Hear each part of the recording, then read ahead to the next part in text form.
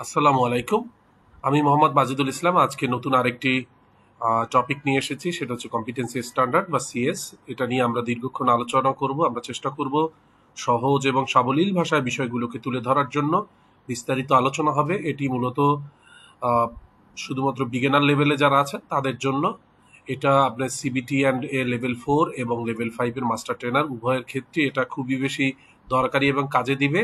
তো সব ক্ষেত্রে আমাদের এই কনসেপ্টটার উপর আন্ডারস্ট্যান্ডিংটা ক্লিয়ার থাকলে আমাদের জন্য দেখা গেল যে সামনের যে পথ চলা, সেই পথ চলাটাকে আরো একটু সহজ এবং সাবলীল হবে আশা করি ইনশাল্লাহ। আল্লাহ কবুল এবং মঞ্জুর করুন। আমাদের এই ভিডিও চ্যানেলটি এটা এডুকেশনাল পারপাসে তৈরি। এটা এখানে কোনো ধরনের ইলিগাল অ্যাক্টিভিটিসকে এনকারেজ করা হয় না, প্রমোট করা হয় না। এখানে ছোট করে একটু আমার প্রোফাইল দেওয়া আছে। কেউ যদি আমার সাথে যোগাযোগ করতে চান সবচাইতে ভালো হয় যদি আমার কমেন্টস বক্সে, ইউটিউবের নিচে যে কমেন্টস বক্স থাকে সেখানে যদি আপনারা নক করেন তাহলে খুব সহজে আমি ইজি টু অ্যাক্সেস হব ওইটার সাথে। আর তারপরে যদি কেউ কোনো কনফিডেন্সিয়াল বিষয় বা কোনো বিষয় জরুরি বিষয়ে কথা বলতে চান মেইল করতে পারেন। আল্লাহ কবুল এবং মঞ্জুর করুক। রব্বি জিদনিল মা, রব্বি জিদনিল মা, রব্বি জিদনিল মা। হে আমার প্রতিপালক, আমার জ্ঞান বৃদ্ধি করে দাও। রব্বি ইশরাহ লি সদরি ওয়া ইয়াসসির লি আমরি ওয়াহলুল উকদাতাম মিন লিসানি ইয়াফকাহু কওলি। হে আমার পালনকর্তা, তুমি আমার বক্ষ প্রশস্ত করে দাও, আমার কাজ সহজ করে দাও এবং আমার জিহ্বার জড়তা দূর করে দাও যাতে লোকেরা আমার কথা বুঝতে পারে। ইয়াকা না'বুদু ওয়া ইয়াকা নাস্তাইন। আমরা একমাত্র আল্লাহর প্রার্থনা করি এবং আল্লাহর কাছেই সাহায্য চাই। হযরত মুহাম্মদ সাল্লাল্লাহু আলাইহি ওয়াসাল্লাম ফজরের নামাজের পর সবসময় সালাম ফিরিয়ে পড়তেন, আল্লাহুম্মা ইন্নী আসআলুকা ইলমান নাফিয়া ওয়া রিজকান তাইয়্যিবা ওয়া আমালান মুতাকাব্বালা। অর্থাৎ হচ্ছে, হে আল্লাহ, আমি আপনার কাছে এমন জ্ঞান চাই যা আমার জন্য উপকারী, এমন জীবিকা চাই যা আমার জন্য পবিত্র হালাল, এবং এমন আমলের তৌফিক চাই যা আপনার দরবারে কবুল হয়। আল্লাহ আপনাকে আমাকে কবুল এবং মঞ্জুর করুক। যে নেক মাকসাদ নিয়ে আমরা আজকে এই ভিডিওটা শুনছি, আল্লাহ তার উত্তম বদলা দান করুক। আজকে আমরা সারাদিন যে এই ভিডিওতে যতটুকু সময় কাটাবো সেটা আমরা মানে একসাথে শেখার চেষ্টা করব। যদি আমি কোথাও কোনো ভুল করে থাকি আপনারা আমাকে শুধরে দেবেন এবং আমাকে ক্ষমা সুন্দর দৃষ্টিতে দেখবেন। আমি আপনাদেরই একজন।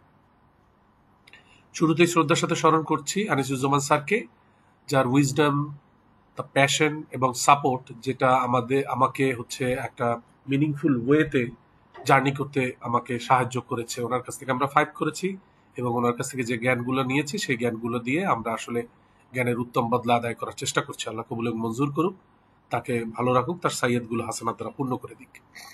প্রথমে কম্পিটেন্সি বেসড ট্রেনিং এর ক্ষেত্রে যে বিষয়টা আমরা সবসময় খেয়াল রাখবো, আমরা দুইটা জিনিস কম্পিটেন্সি বেসড ট্রেনিং এর ক্ষেত্রে মাথায় রাখার চেষ্টা করব। এক নম্বর হচ্ছে ওয়ার্কার।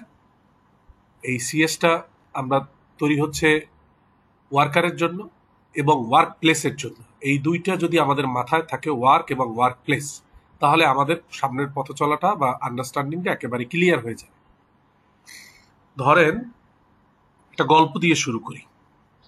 ইন্ডাস্ট্রি কিছু পার্সন আমাদের প্রিন্সিপাল স্যারের কাছে, যে কোনো একটা টিটিসির প্রিন্সিপাল স্যারের কাছে এসে বললো আমার ইন্ডাস্ট্রিতে 25 জনের মতো লোক লাগবে। তাহলে প্রিন্সিপাল স্যার বলল কি, প্রিন্সিপাল বলল যে আপনাদের যে লোক লাগবে, দক্ষ লোক লাগবে, তাহলে আপনাদের পারফরমেন্স স্ট্যান্ডার্ড বা ক্রাইটেরিয়াটা দিন। মানে আপনাদের ইন্ডাস্ট্রিতে কি কি কাজ তাকে করতে হবে, সে আসলে তার কাজগুলো কি কি, বা লিখে দিন কি কি করতে হবে, যে এই কাজগুলো তাকে করতে হয়। তখন ইন্ডাস্ট্রি পার্সনরা কিছু শর্ত দিবে বা ক্রাইটেরিয়া দিবে, মানে পারফরমেন্স স্ট্যান্ডার্ড দিবে বা ক্রাইটেরিয়া দিবে। এই যে দিল, এটাকে কিন্তু আমাদের স্ট্যান্ডার্ড হিসেবে মানতে হবে। তারপর করলো কি, প্রিন্সিপাল স্যার এই যে পারফরমেন্স স্ট্যান্ডার্ড বা ক্রাইটেরিয়া পেল, কার কাছ থেকে পেল? পেল হচ্ছে ইন্ডাস্ট্রি পার্সনদের কাছ থেকে, এবং সেই অনুযায়ী সে ট্রেনিং শুরু করে দিল। এখন ট্রেনিং শুরু করার পরে আপনার ইন্ডাস্ট্রি পার্সনদের দেওয়া যে পারফরমেন্স স্ট্যান্ডার্ড বা ক্রাইটেরিয়া বা শর্তগুলো অর্জন করেছে কিনা সেটা আসলে বুঝবে কেমন করে প্রিন্সিপাল স্যার বা প্রতিষ্ঠান বুঝবে কেমন করে? অর্থাৎ যে মানুষগুলোকে তৈরি করা হলো, যে মানুষগুলোকে দক্ষ করে তোলা হলো, সেই মানুষগুলো ইন্ডাস্ট্রিতে গিয়ে ওই যে পারফরমেন্স স্ট্যান্ডার্ড, ক্রাইটেরিয়া, শর্ত যেগুলোই আছে, যেগুলো দিয়েছিল সেইগুলো বজায় রেখে কাজ করতে পারবে কিনা। কাজ করার জন্য তাহলে এখন এইটা যাচাই করার জন্য কি করবে, অ্যাসেসমেন্টের আয়োজন করবে, যে অ্যাসেসমেন্ট মাধ্যমে বোঝা যাবে সে অ্যাসেসমেন্টের দিন যদি এগুলো করতে পারে তাহলে বোঝা যাবে যে সে আসলে রিয়েল ওয়ার্ক ফিল্ডে গিয়েও এই কাজগুলো করতে পারবে বা সম্পন্ন করতে সমর্থ হবে। এখন পারফরমেন্স স্ট্যান্ডার্ড বা ক্রাইটেরিয়া এটা দেয় কি, ইন্ডাস্ট্রি পার্সন। আর পারফর্ম করার মতো সক্ষমতা অর্জন করেছে কিনা তা যাচাই করার জন্য যে ক্রাইটেরিয়াটা সেট করা হয়, ওখান থেকে কিছু বা সবগুলো নিয়ে একটা ক্রাইটেরিয়া সেট করা হয়, যেটা হচ্ছে ওই অ্যাসেসমেন্টের দিন ওই অ্যাসেস করা হয় বা মূল্যায়ন করা হয়, সেটাকে হচ্ছে অ্যাসেসমেন্ট ক্রাইটেরিয়া।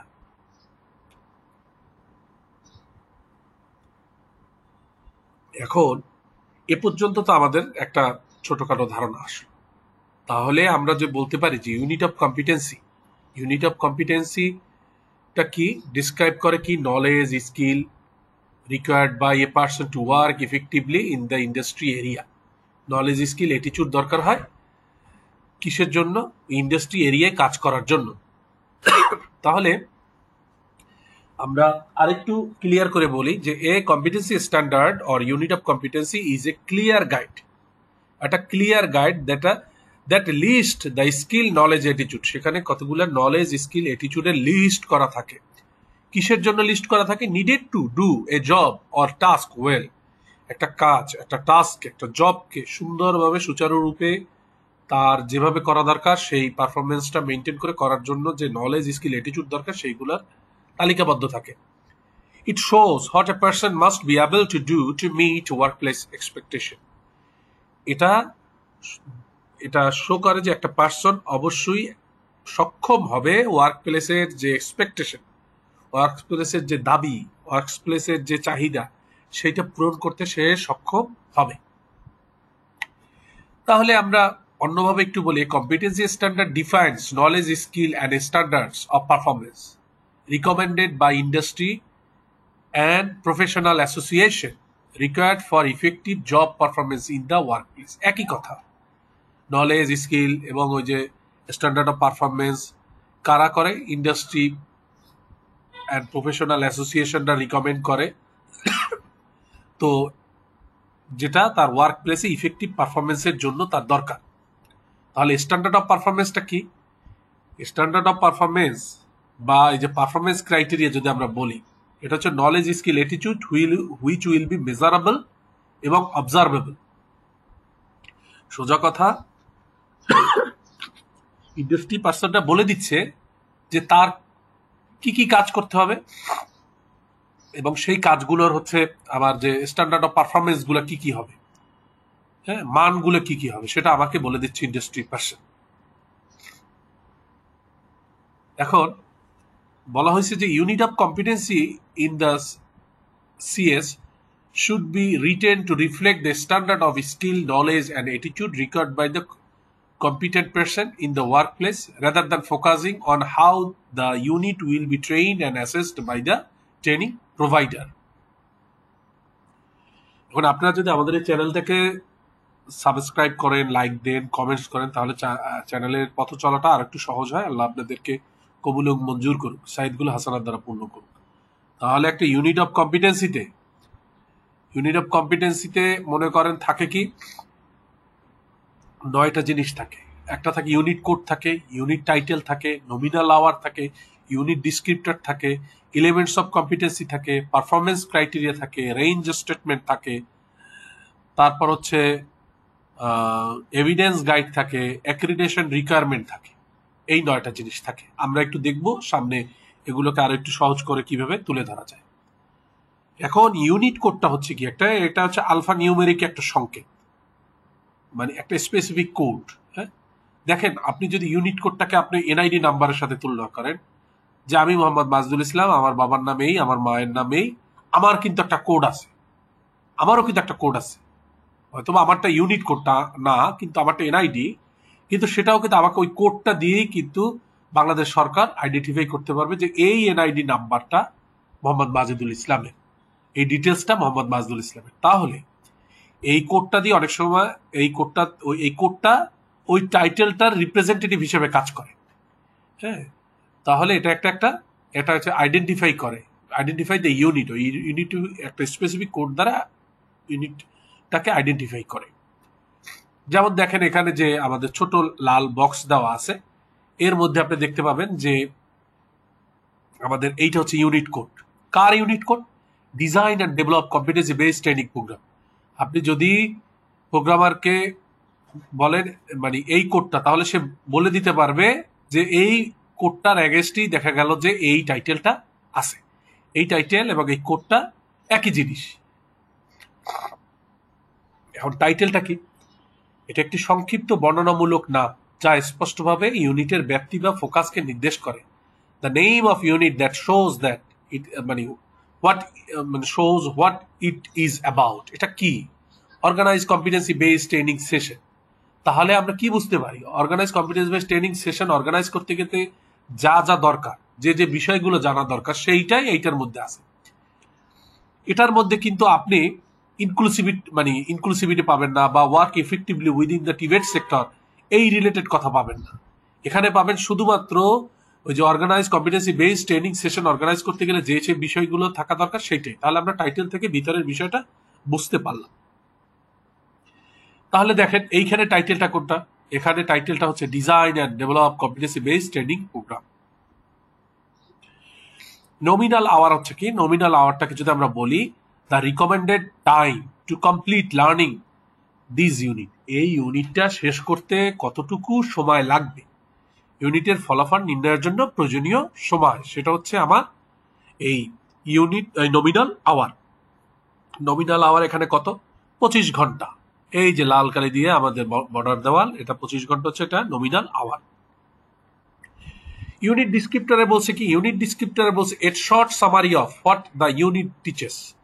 এই ইউনিটটা আমাদের মানে কি শিখাবে তার একটা শর্ট সামারি দেওয়া থাকে। বলছে যে ইউনিটের সামগ্রিক উদ্দেশ্যের একটি ওভারভিউ প্রদান করে। এই যে ইউনিটটা আপনাকে কি শিখাবে তার একটা ওভারভিউ আপনি এখান থেকে পাবেন।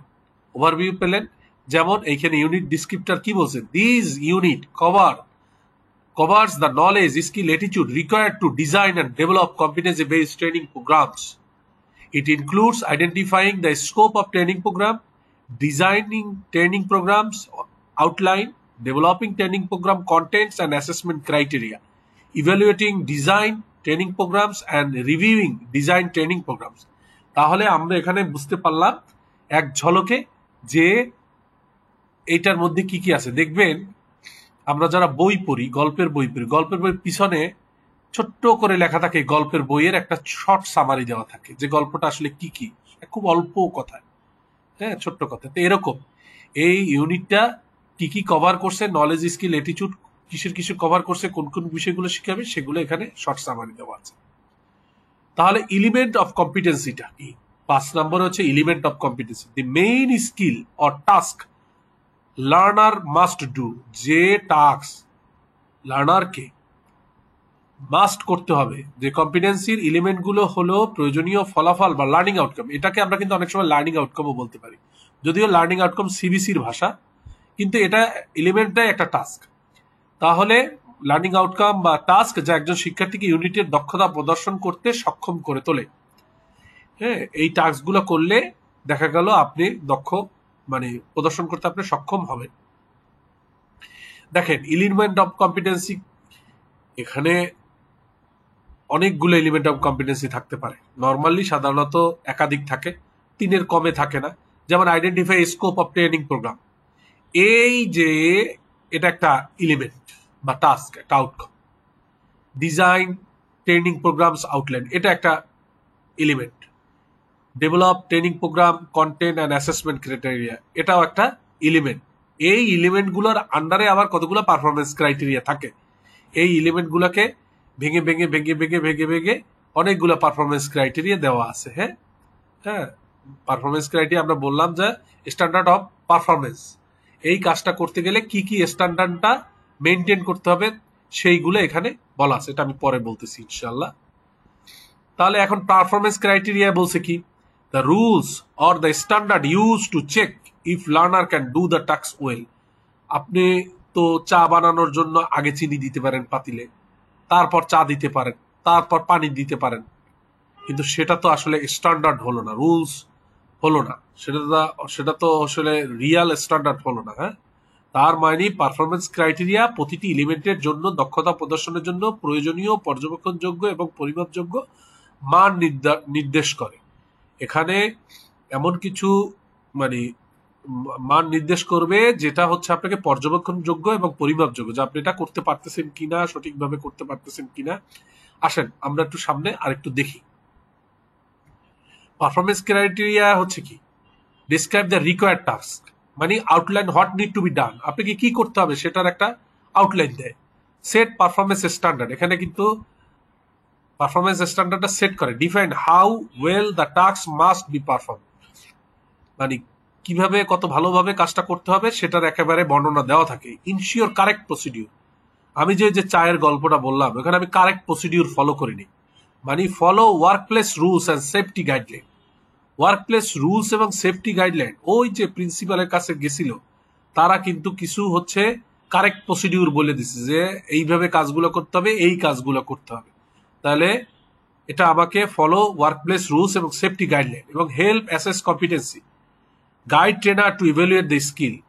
তাহলে পারফরমেন্স ক্রাইটেরিয়া থেকে বুঝতে পারবে যে কোন বিষয়গুলো হচ্ছে তার, মানে ট্রেনার যখন তাকে ইভ্যালুয়েট করবে তখন পারফরমেন্স ক্রাইটেরিয়ার মধ্যে থেকে সে ইভ্যালুয়েট করতে পারবে যে তার যেভাবে করার কথা ছিল সে সেভাবে করতে পারছে কি পারে নাই। এখন এই দেখেন, identify scope of training program, আমি যে বললাম তার পারফরমেন্স ক্রাইটেরিয়া কোনগুলা। A purpose of the training program is certified, এই clarified with key stakeholder, type and scope of training program আর অ্যাসার্টেইন। তারপর বলছে যে কম্পিটেন্সি স্ট্যান্ডার্ড and or relevant training specification are assessed based on existing training program। এইগুলো সব হচ্ছে পারফরমেন্স ক্রাইটেরিয়া। তাহলে আমরা বুঝতে পারলাম প্রত্যেকটা এলিমেন্টের এগেইনস্টে অনেকগুলা পারফরমেন্স ক্রাইটেরিয়া থাকে, যেগুলো হচ্ছে standard of performance.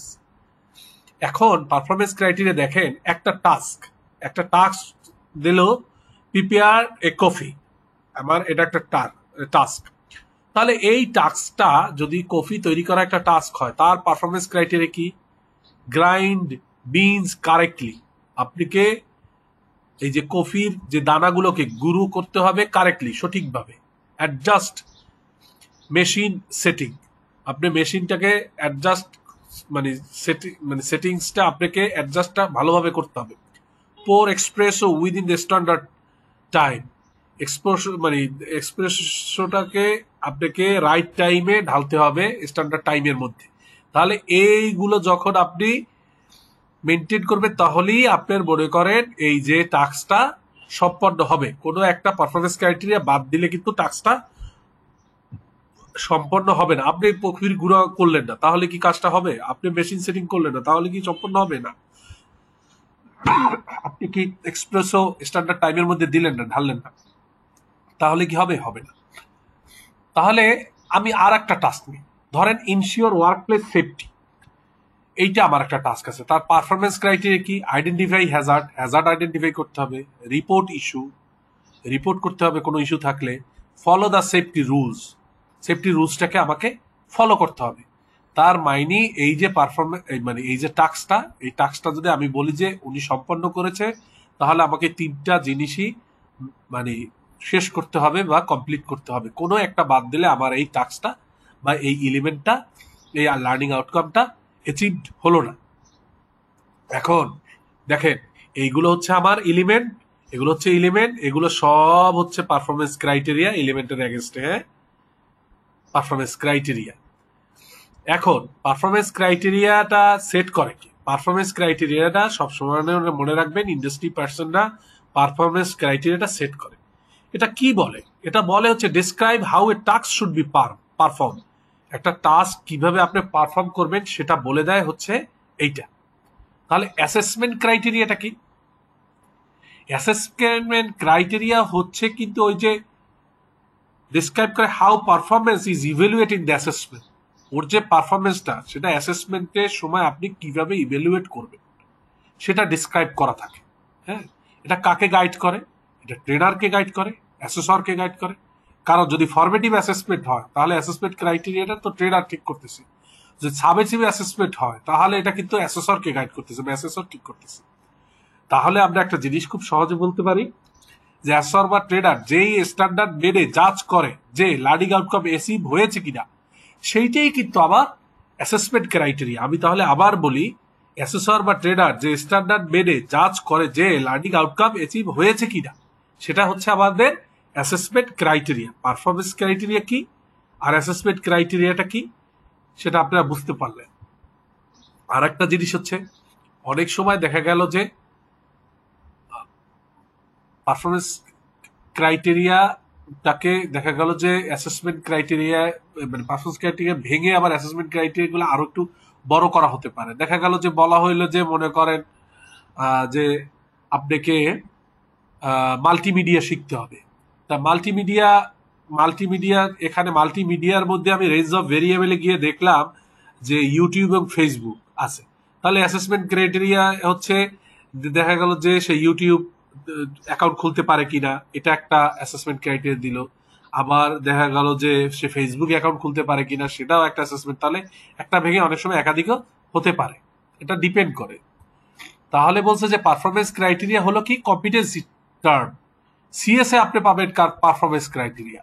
R assessment criteria আমি পাবো কোথায়? সিবিসিতে,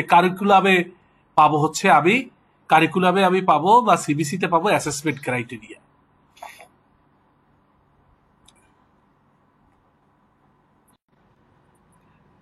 তাহলে আমাদের এখন হচ্ছে রেঞ্জ স্টেটমেন্ট নিয়ে আলোচনা করব। যে রেঞ্জ স্টেটমেন্টটা কি, যদি আমরা ইংরেজিতে একটু বলি, the tools, condition or situation in which the skill must be used। এখন মাস্ট বি ইউজ যে আমরা বললাম, আমি পরবর্তীতে যে উদাহরণগুলো দিব এইটা দিয়ে আপনাদের একেবারে রেঞ্জ স্টেটমেন্ট একেবারে পরিষ্কার হয়ে যাবে ইনশাআল্লাহ।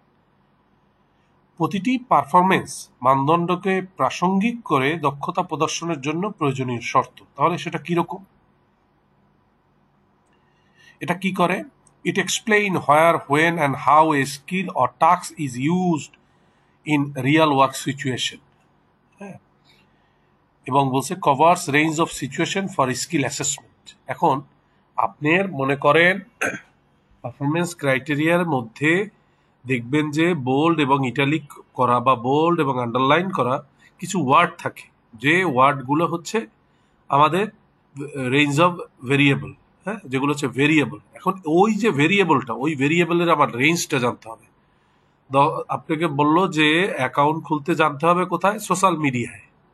এখন আপনি আমার বলেন তো, স্কাইপিও তো সোশ্যাল মিডিয়া, ইনস্টাগ্রামও social media, YouTube social media, Twitter social media, তারপর Gmail social media, Facebook, WhatsApp, হ্যাঁ, এগুলো সবই হচ্ছে স্ন্যাপচ্যাট, এগুলো সব সোশ্যাল মিডিয়া।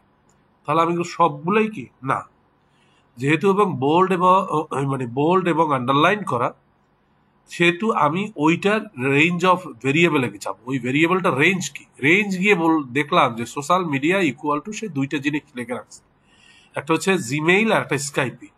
তাহলে আমি খুব সহজে বুঝতে পারলাম যে আমি জিমেইল এবং স্কাইপি যদি আমি পারি, অ্যাকাউন্ট খুলতে পারি, তাহলে আমার হয়ে গেল। আমাকে যদি কোনোদিন কোনো অ্যাসেসর জিজ্ঞেস করে যে সোশ্যাল মিডিয়ার মধ্যে তো ইউটিউবও আছে, তাহলে ইউটিউবের অ্যাকাউন্ট আপনি খুলে আমাকে দেখান বা ইউটিউবে আমাকে এই জিনিসটা করে দেখান, তখন আপনি স্পষ্ট বলতে পারবেন যে স্যার সোশ্যাল মিডিয়ার মধ্যে এই ভেরিয়েবলটার মধ্যে আপনার ইউটিউবও পড়ে, কিন্তু আমাদের যে সিএস, সেই সিএস এর রেঞ্জ অফ ভেরিয়েবলে ইউটিউবের কথা বলা নাই, বলা আছে জিমেল এবং স্কাইপি। আপনি আমাকে জিমেল এবং স্কাইপি থেকে প্রশ্ন ধরতে পারেন। দেখেন আপনাদের একটা জিনিস দেখে, এখানে হচ্ছে কি স্টেক হোল্ডার। এখন কি স্টেক হোল্ডার তো হাজারও হতে পারে, কিন্তু না, হাজার না। এখানে কি স্টেক হোল্ডার এই সিএস এই 10 জনকে বলা হয়েছে। ইন্ডাস্ট্রি এক্সপার্ট বলা হয়েছে, স্টুডেন্ট ট্রেনিজের কথা বলা হয়েছে, কলিগস এর কথা বলা হয়েছে, এমপ্লয়িজ এর কথা বলা হয়েছে, এমপ্লয়ার্স এর কথা বলা হয়েছে, এরকম ভাবে নয় ডোনার এজেন্সির ট্রেনার। তাহলে আমি স্টেক হোল্ডার যেহেতু বোল্ড এবং ইটালি, বোল্ড এবং আন্ডারলাইন, আমি এর রেঞ্জ ভেরিয়েবলে পারফরমেন্সের স্ট্যান্ডার্ডের মধ্যে যে এই যে বোল্ড এবং আন্ডারলাইন করা আছে, এর রেঞ্জ ভেরিয়েবলে গিয়ে এর রেঞ্জটা বুঝতে পারলাম। এটা কিন্তু একটা ভেরিয়েবল, ঠিক তেমনি resource required for training and determine based on the learning outcome and learner characteristics. এখন রিসার্চ রিকোয়ার্ড হাজারো রিসোর্স আছে, তাই না? আমি কি সেই হাজারো রিসোর্স নিয়ে আমি কথা বলবো? না, আমি এই যেহেতু বোল্ড এবং আন্ডারলাইন করা, আমি রেঞ্জ এই ভেরিয়েবলটা রেঞ্জে গিয়ে দেখব। এখানে ট্রেনিং ভেন্যুর কথা বলেছে, টিচিং এইড কথা বলছে, লার্নিং মেটেরিয়ালসের কথা বলছে এবং ট্রেনিং ফেসিলিটিস। তার মানে এই চারটা এসিভ হয়ে গেলেই আমার কাজ কমপ্লিট। যেমন আর একটা দেখাই, organizational and national qualification requirement. এখন আমি এখান থেকে আমরা হচ্ছে কি কার কার মানে মানে মানে ন্যাশনাল কোয়ালিফিকেশন রিকোয়ারমেন্ট কার কাদের কাছ থেকে নেব? সমাজ কল্যাণ মন্ত্রণালয় থেকে নেব, যুব উন্নয়ন মন্ত্রণালয় থেকে নেব, কোথা থেকে নেব? এনএসডিএ থেকে নেব, বিটিইবি থেকে নেব, আমি কোথা থেকে নেব? হ্যাঁ, না আমি এমনি নর্মাল ঢাকা বোর্ড থেকে নেব, রাজশাহী বোর্ড থেকে নেব? হ্যাঁ, আমি কোথা থেকে নেব? যেহেতু এটা বোল্ড এবং হচ্ছে আপনার আন্ডারলাইন করা, আমি চলে যাব। তাহলে বলছি কি, এই ভেরিয়েবলটা রেঞ্জ বলছে national skill qualification framework NSQF অথবা Bangladesh national qualification framework BNQF থেকে আমাকে এটা নিতে হবে। ন্যাশনাল কম্পিটেন্সি স্ট্যান্ডার্ড ডকুমেন্ট এবং লেভেল অফ কোয়ালিফিকেশন অ্যাওয়ার্ডেড, এই তিনটা হচ্ছে organisational and national qualification requirement. এই তিনটা জিনিস আপনার থাকলে আপনার এইটা পূরণ হবে। তাহলে আমি এই পর্যন্ত আমি বুঝতে পারলাম যে রেঞ্জ ভেরিয়েবলের রেঞ্জটা জানাটাই হচ্ছে রেঞ্জ অফ ভেরিয়েবলের কাজ। তাহলে এভিডেন্স গাইডটা একটু বড় এবং আমাদের এটা বুঝতে হবে। যে বলছে যে the things learner must show or do to prove they have skill. আপনার যে স্কিল আছে সেটা আপনাকে দেখাতে হবে এবং খালি দেখাইলে আপনাকে প্রুভ করতে হবে যে স্কিলটা আছে, সেইটাই হচ্ছে এভিডেন্স গাইড। তাহলে এভিডেন্স গাইড করে কি? কিছু তথ্য সরবরাহ করে যা দক্ষতা মূল্যায়নের জন্য ব্যবহার করা যেতে পারে। এটা নিশ্চিত করে কি? এটা নিশ্চিত করে যে মূল্যায়ন সামঞ্জস্যপূর্ণ হয়েছে, ন্যায্য হয়েছে এবং নির্ভরযোগ্য হয়েছে। কিভাবে আমরা এটা দেখাচ্ছি সামনে। এখন এভিডেন্স গাইডের ক্ষেত্রে বলছে যে হোয়াট ইট ইজ, এটা কি? A set of guidelines that help assessor confirm if a learner is competent in a unit. এই একটা সেট গাইডলাইন যেটা অ্যাসেসরকে হেল্প করে কনফার্ম হতে যে লার্নার কম্পিটেন্ট হয়েছে কিসে? এই ইউনিটে। এটা ডিসক্রাইব করে the evidence proof required to assess skill, knowledge এবং পারফরমেন্স। ওই যে স্কিল, নলেজ এবং পারফরমেন্সের প্রুফটা, এভিডেন্সটা এখানে আমাকে দেয়, বর্ণনা করে। এটার পারপাসটা কি? Ensure fair and consistent assessment. এটা ফেয়ার হবে এবং কনসিস্টেন্ট অ্যাসেসমেন্ট হবে সবার জন্য। এটা কি করে? হেল্প করে অ্যাসেসরকে decide if a learner meet competency standard. Competency standard একজন লার্নার মিট করছে কিনা এই সিদ্ধান্তে আসতে, ডিসিশন নিতে সাহায্য করে। কাকে? অ্যাসেসরকে। Define what kind of evidence is needed. এটা বর্ণনা করে যে কি ধরনের এভিডেন্স আপনাকে প্রয়োজন। প্র্যাকটিক্যাল টাস্ক, রিপোর্ট, অবজারভেশন, এটা এখানে বলা থাকে। আসেন সামনে আরেকটু আগায়। এই এভিডেন্স গাইডের আবার 7টা সেকশন আছে। ক্রিটিক্যাল অ্যাসপেক্টস অফ কম্পিটেন্সি, 2 নম্বরে আন্ডারপিনিং নলেজ, 3 নম্বরে আন্ডারপিনিং স্কিল, 4 নম্বরে রিকোয়ার্ড অ্যাটিটিউড, অ্যাসেসর ইমপ্লিমেন্টেশন আছে 5 নম্বরে, এই অ্যাসেসর ইমপ্লিকেশন আছে 5 নম্বরে, 6 নম্বরে মেথড অফ অ্যাসেসমেন্ট আছে, 7 নম্বরে কন্টেস্ট অফ অ্যাসেসমেন্ট আছে। এই 7টা সেকশন নিয়ে হচ্ছে এভিডেন্স গাইড তৈরি। ক্রিটিক্যাল অ্যাসপেক্টস অফ কম্পিটেন্সিটা হচ্ছে কি? এটা হচ্ছে define the key requirement for performing the job well, they help assessor determine if a person is truly competent. সোজা কথা, অ্যাসেসর যে আন্ডারপিনিং নলেজ এবং স্কিলগুলো তাকে এভিডেন্স আকারে কালেক্ট করতে হবে, সেগুলো আবার ক্রিটিক্যাল অ্যাসপেক্টস অফ কম্পিটেন্সিতে বলা থাকে। এখানে আবার এই যে ক্রিটিক্যাল অ্যাসপেক্টস অফ কম্পিটেন্সির আবার কম্পোনেন্ট হচ্ছে 3টা। একটা হচ্ছে প্রোডাক্ট এভিডেন্স।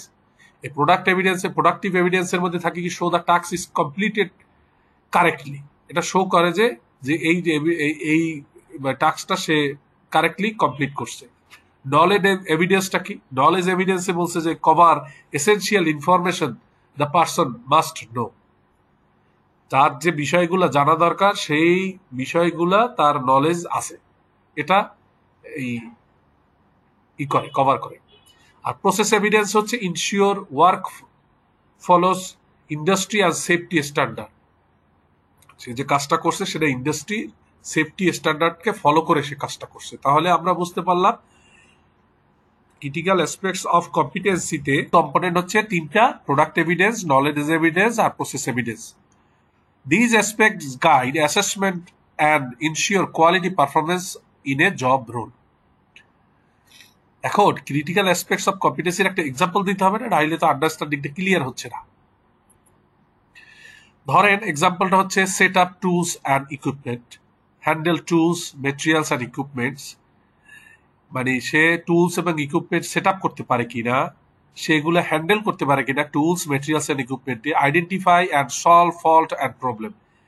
সে প্রবলেমস আপনাকে আইডেন্টিফাই করে কিনা, সলভ করতে পারে কিনা, এবং communicate with others to ensure safe and effective operation.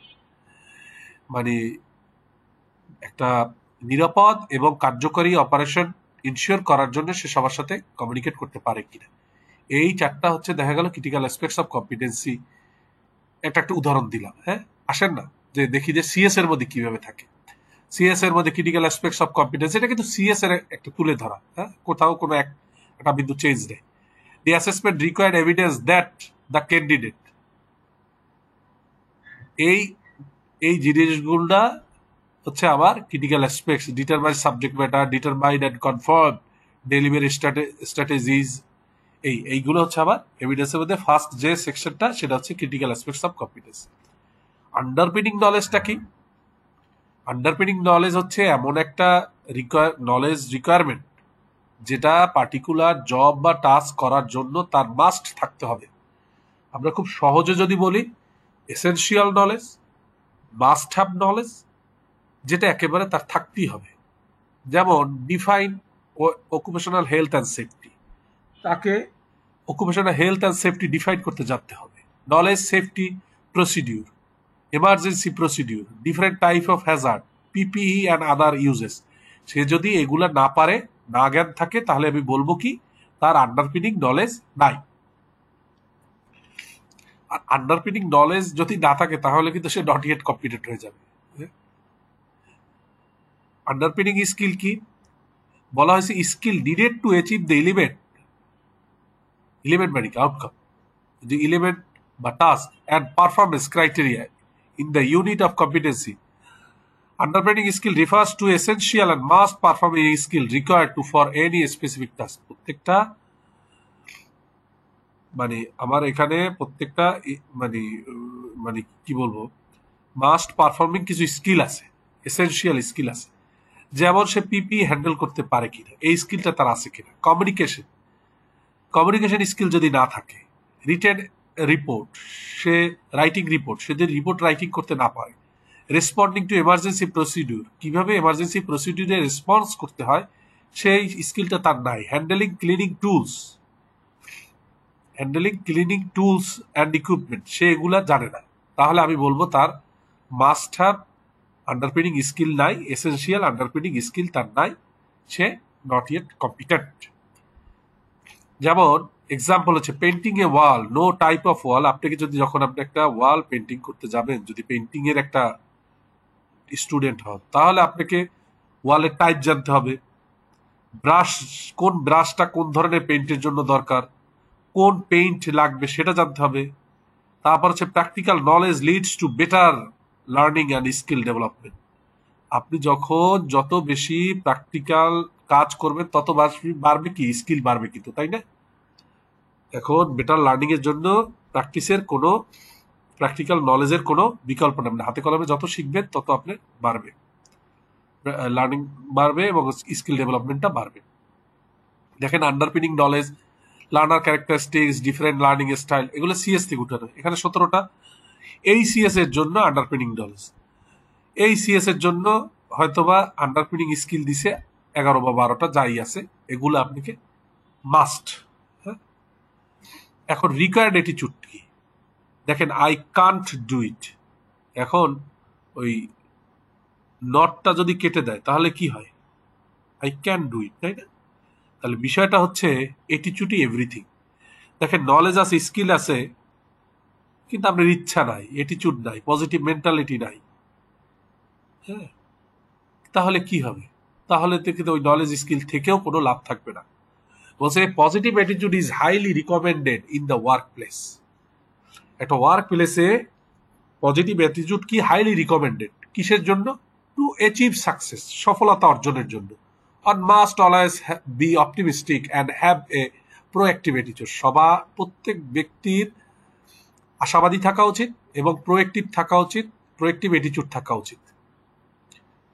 এখন অনেক সময় করে কি, প্লাম্বিং এ যারা কাজ করে, প্লামার বা স্টুডেন্টরা আসে ট্রেনিং করতে, তখন ইচ্ছা করে দেখা গেল যে একটা ময়লার মধ্যে একটা ইট ফেলে রাখে বা ড্রেনের পাশে ইট ফেলে রাখে। যখন কেউকে দেখে যে খুব ভালো ওয়েল ড্রেস আপ, মোবাইল হাতে, ভালো জুতা পরা, তখন তাকে বলে ইটটা নিয়ে আসেন তো।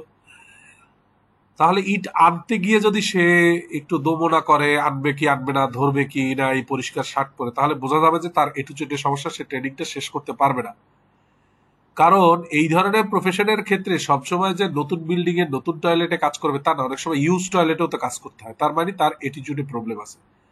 সে যদি কাজটাকে ভালোবাসে, অ্যাটিটিউড যদি পজিটিভ প্রোঅ্যাক্টিভ হতো, তাহলে তার কাছে ম্যাটার না, সে ওটা হাত দিয়ে ধরতে পারতো বা সেফটি মেজার নিয়ে সে ওইটা ধরতে পারতো।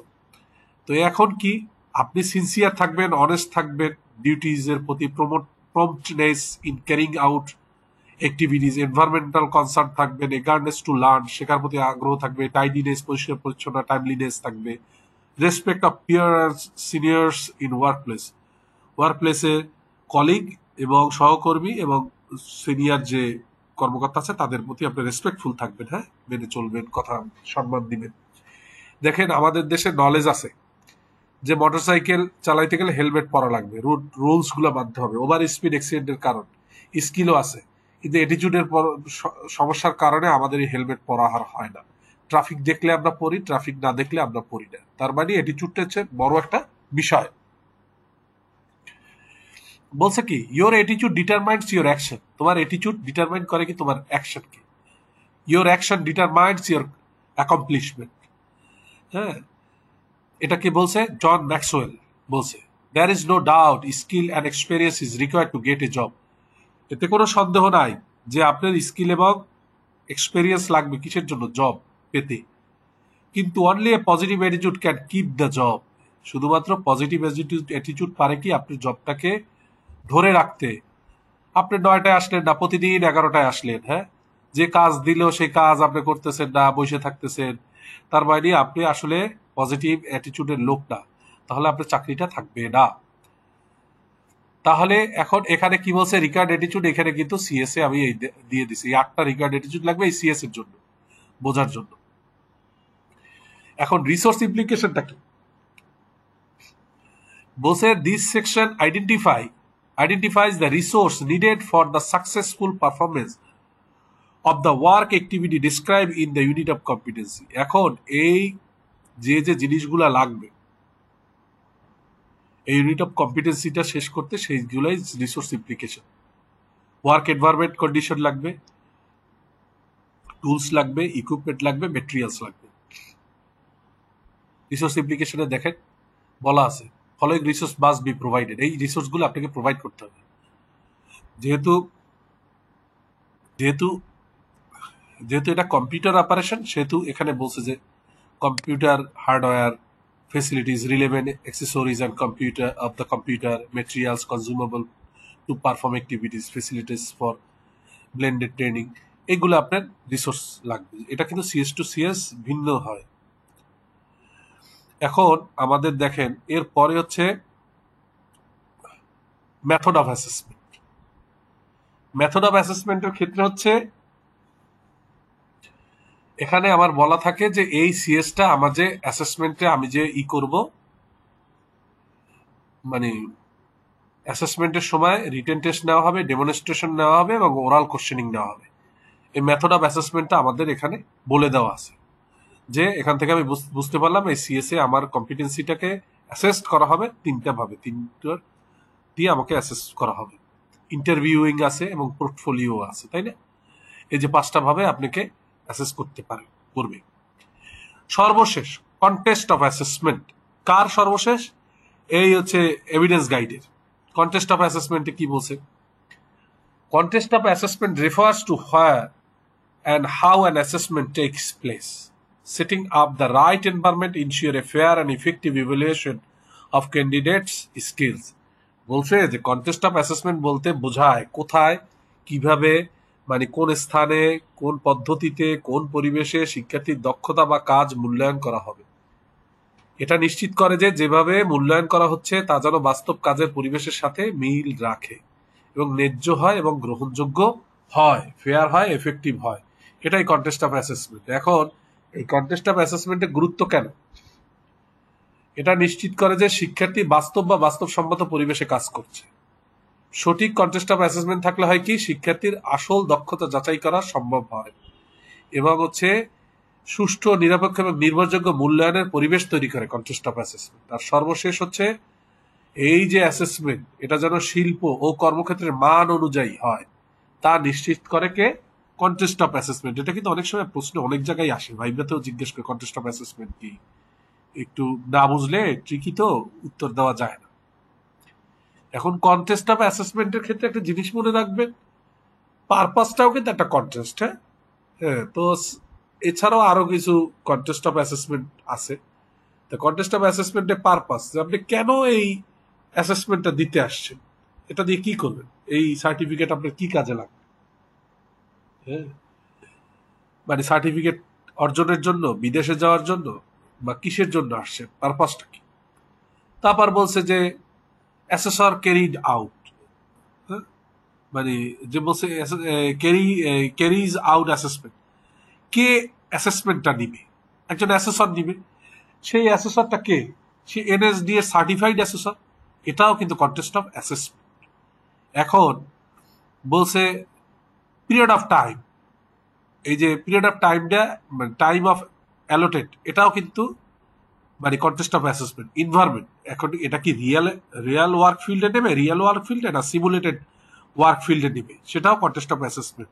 অ্যাসেসেস, হু মানে ওয়ান হু গেট অ্যাসেসড, কে মানে মানে কে হচ্ছে মূল্যায়িত হবে, অ্যাসেস হবে কে, সেটাও কিন্তু আমার কন্টেস্ট অফ অ্যাসেসমেন্ট। এখন বলছে আর একটা জিনিস হচ্ছে, দেখেন যে আপনাকে দেখবেন যে মানে বলছে যে যে প্রতিষ্ঠানটায় আপনি অ্যাসেসমেন্টের যে ভেন্যুটা, সেটাও কিন্তু এনএসডিএ সার্টিফাইড একটা ভেন্যু হইতে হবে, তাই না? সার্টিফাইড অ্যাসেসর যেমন হইতে হবে, ওইটা এনএসডিএ স্বীকৃত প্রতিষ্ঠানও হইতে হবে, তাই না? এটাও contest of assessment.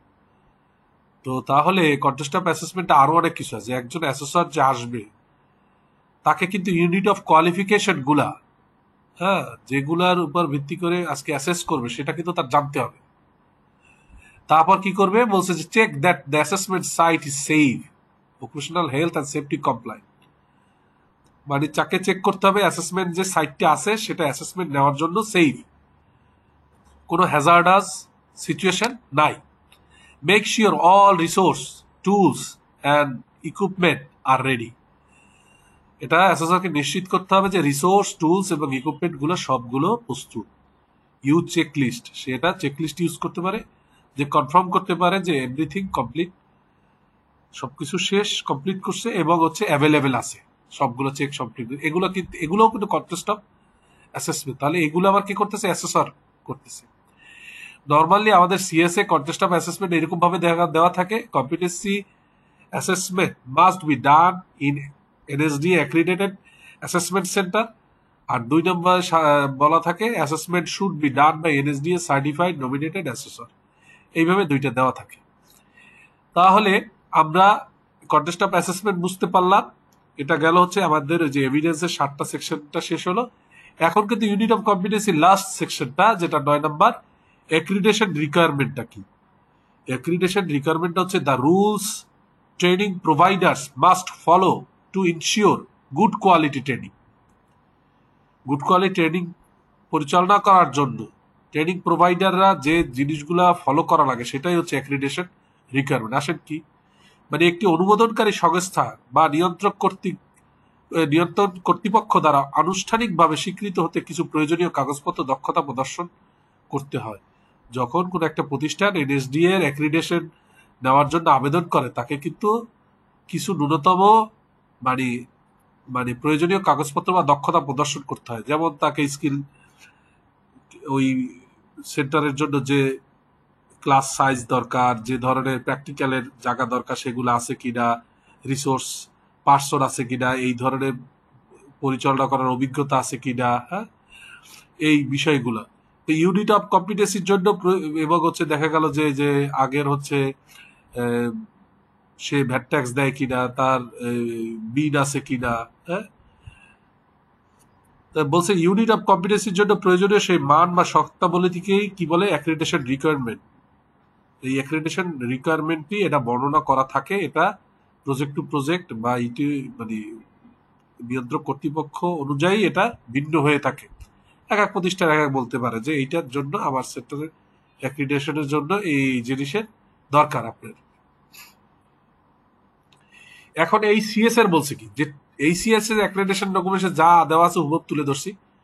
Training provider must be accredited by NSDA, the National Quality Assurance Body, or the body with the delegated authority for quality assurance to conduct training and assessment against this unit of competency for credit towards the award of qualification under NSQF. Accredited providers assessing against this unit of competency must meet the quality assurance requirements set by NSDA.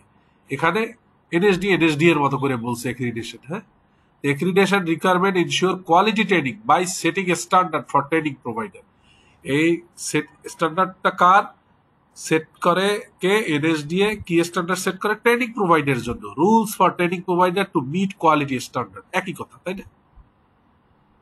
এখন approval registration, তার approval থাকতে হয়, তার registration থাকতে হয়, হ্যাঁ। তারপর হচ্ছে কারেন্ট কমপ্লায়েন্সের মধ্যে আছে must align with national competency standard or industry needs.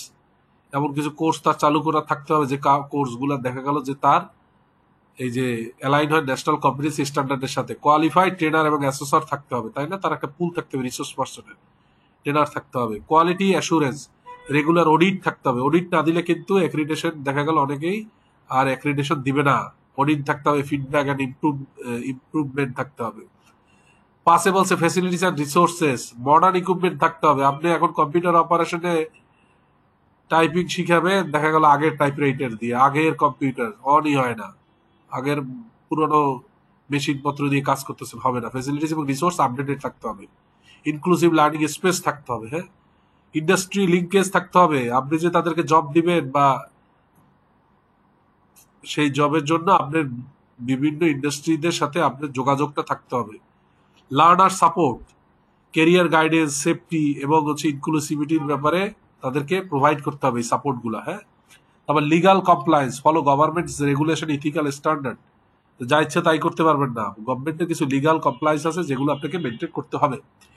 এই জিনিসগুলাই সাধারণত অ্যাক্রিডিটেশন রিকোয়ারমেন্টের মধ্যে থাকে। তাহলে এখান থেকে আমরা অ্যাট এ গ্লান্সের মাধ্যমে ইউনিট অফ কম্পিটেন্সির যে 9টা, সেটা 9টা আমরা এখান থেকে একটা স্ক্রিনশট নিয়েও পড়তে পারি। এখানে সবগুলো একেবারে শর্ট করে বলা আছে, হ্যাঁ। যে এতক্ষণ আমি বিস্তারিত বললাম, এইটার সামারি অ্যাট এ গ্লান্স। এখন কম্পিটেন্সি যে ক্যাটাগরি আছে 3টা, যদি জেনেরিক কম্পিটেন্সি থাকে, সেক্টর স্পেসিফিক কম্পিটেন্সি থাকে, অকুপেশন স্পেসিফিক কম্পিটেন্সি থাকে। জেনেরিক কম্পিটেন্সিতে সবার জন্য, সেক্টর স্পেসিফিক ওই সেক্টরের জন্য। ধরেন graphics, computer operation, IT support, এদের জন্য দেখা গেল সেক্টর স্পেসিফিক ট্যাগ। অকুপেশন কিন্তু 3জনের জন্য 3টা আলাদা, জেনেরিকটা আবার সবার জন্য এক। আর ইলেকটিভ কম্পিটেন্সি এটা আমি সামনে বলতেছি ইনশাআল্লাহ। জেনেরিক কম্পিটেন্সি কি? Essential for all worker. এখন apply occupational safety and health, OSH procedure in the workplace. এখন এটা তো আসলে এই যে ওয়ার্ক প্লেসে সেফটি অ্যান্ড হেলথ প্রসিডিউর, এটা সবার জন্যই দরকার। সবার জন্য দরকার না, না হলে কি মানে এসেনশিয়াল ফর অল, তাহলে এটা হচ্ছে জেনেরিকের মধ্যে। সেক্টর স্পেসিফিক কি? দেখেন graphic design in ICT sector, operate personal computer and use application program, operate office application software, access information using internet and electronic mail, comply and ethical standard in IT workplace, এটা কিন্তু আসলে এই সেক্টরে যারা আছে সবার জন্যই, কিন্তু আইসিটি সেক্টরে যারা আছে সবার জন্যই এইগুলা, এই যে ইউনিট অফ কম্পিটেন্সি গুলা, এই যে সবার জন্যই কমন। এটা কিন্তু ফুড অ্যান্ড ওই যে ইনফরমাল সেক্টর বা আইসি ট্যুরিজম, তার জন্য কিন্তু এটা ভিন্ন সেক্টর, তাই না? তার সাথে এটা মিল থাকবে না। এখন দেখেন অকুপেশন এখন কি হয়ে গেল, computer operation, graphic design, IT support, এগুলো প্রত্যেকটা আলাদা আলাদা অকুপেশন। তাহলে গ্রাফিক ডিজাইনের জন্য কি বলছে? Apply graphic design concept and guidelines. Computer অপারেশনের কিন্তু এটা আর তার করতে হবে না। Create professional design using illustration software, এটা কিন্তু আর কম্পিউটার অপারেশনে করতে হবে না। সেপারেট অ্যান্ড কম্পোজ ইমেজ, এটা কিন্তু আইটি সাপোর্টের করতে হবে না। তার বাইরেই বলছে কি, this competency R required of worker that are unique in the particular area of the work stream of technology or specialty job within a particular industry sector। আর ইলেকটিভ কম্পিটেন্সিটা হচ্ছে কি, এটা একটা এডিশনাল কম্পিটেন্সি। মনে করেন ধরেন গ্রাফিক ডিজাইনের লোক তো গ্রাফিক ডিজাইনের কম্পিটেন্সি অর্জন করবে, সে দক্ষতা অর্জন করবে, কিন্তু পাশাপাশি যদি তার ডিজিটাল মার্কেটিং এর নলেজ থাকে, ফটোগ্রাফি আর ফটো এডিটিং সম্পর্কে তার নলেজ থাকে বা কম্পিটেন্সি থাকে, তাহলে সেটা কিন্তু তার জন্য একটা এডিশনাল নলেজ, যেটাকে বলা হয়েছে ইলেকটিভ কম্পিটেন্সি। এটা তাকে ওইটাকে কি করতেছে, ওইটাকে আবার একটা সাপোর্ট দিতেছে। হ্যাঁ, এটাকেই বলা হয়েছে these are additional competency that are useful but not absolutely necessary for enhancing the mobility employability of a work. যেমন আপনি আর্মির জন্য ক্যাডেট কলেজের জন্য দাঁড়াইছেন, বা আর্মির জন্য ক্যাডেট কলেজের জন্য এই আর্মির জন্য দাঁড়াইছেন। এখন আপনি একসময় জেলা সমিতির দেখা গেল যে ফুটবল টিমের মেম্বার ছিলেন, এইটা কিন্তু আপনাকে সাপোর্ট দিবে ওইখানে, তাই না? সাপোর্ট দিবে না? ফিজিক্যালি ফিট তো, আপনি দৌড়াইতে পারেন, পরিশ্রম করতে পারেন, তো এটা তো আপনাকে আলাদা দিবে, তাই না? আল্লাহ আপনাদেরকে কবুল এবং মঞ্জুর করুক। আপনাদের যে সাইয়াদ গুলো আছে সেই সাইয়াদ গুলো হাসানাত দ্বারা পূর্ণ করুক। আপনারা যদি আমাদের এই চ্যানেলটাকে লাইক শেয়ার দেন তাহলে আমরা খুব উপকৃত হব, কারণ এটা আপনাদের জন্য তৈরি করা চ্যানেল। আপনাদের, আমি চাই যে বাংলাদেশে অনেক মানুষ আছে যাদেরকে টাকা খরচ করে ট্রেনিং সেন্টারে গিয়ে পড়া সম্ভব না, কোয়ালিটি ট্রেনিংও সব জায়গায় হয় না। হ্যাঁ, বা দেখা গেল সময় কোয়ালিটি ট্রেনিং যখন হয় তখন সময় সুযোগের সাথে ওই মানুষটা আবার তাল মিলাতে পারে না, দূরত্ব আছে। আমাদের অনেক মা বোন আছে যাদের সংসার আছে, তারা হচ্ছে সময় করতে পারে না সংসারের চাপে। জীবনের গল্প তো সবার একই রকম না। তো সেই মানুষগুলো যেন ঘরে বসে অ্যাটলিস্ট একটা ভিডিও 5 দিন ধরেও যদি দেখে, তাহলে তার একটা সাথে সাথে বই পড়লো, যখন ফ্রি থাকলো সে তার মতো করে অ্যাডজাস্ট করে নিলে তার একটা নলেজ বা স্কিলের জায়গাটা ডেভেলপ করলো। হ্যাঁ, তো এই উদ্দেশ্য থেকেই তৈরি করা, যে সবার যেন উপকারে আসে, আল্লাহ যেন কবুল এবং মঞ্জুর করে। হ্যাঁ, আল্লাহ কাকে কিভাবে ক্ষমা করবে আর কাকে কিভাবে বরকত দিবে এটা একমাত্র আল্লাহই জানে। হ্যাঁ, আল্লাহ আমাদের সবাইকে কবুল করুক, কাবিলিয়াত দান করুক। হ্যাঁ, আল্লাহ আমাদেরকে রহমতের দৃষ্টিতে দেখুক এবং আমাদের বারাকা দান করুক। আমাদের এই যে কর্মকাণ্ডেতে আমরা মূলত 2 জন ছিলাম, মোহাম্মদ মাজুল ইসলাম এবং রাজিয়া খান। আমি এই ভিডিও করতে গিয়ে আমার লেভেল 5-এর যে ট্রেনার আনিসুজ্জামান স্যারের উনি যখন 5-এর যে ক্লাস দিয়েছেন, যে প্রেজেন্টেশনগুলো দিয়েছেন, সেগুলো দ্বারা অনেক উপকৃত হয়েছি এবং ওই প্রেজেন্টেশনের অনেক নলেজই আমি এখানে আসলে ইমপ্লিমেন্টেশন করার চেষ্টা করেছি। আল্লাহ তাকেও কবুল এবং মঞ্জুর করুক, তাকেও আল্লাহ সিদ্ধাতুল মুনতাহা পর্যন্ত নিয়ে যাক, তার ইজ্জতকে আরো আল্লাহ মানে আরো উচ্চ করুক। আল্লাহ আমাদের সবাইকে কবুল এবং মঞ্জুর করুক। আসসালামু আলাইকুম।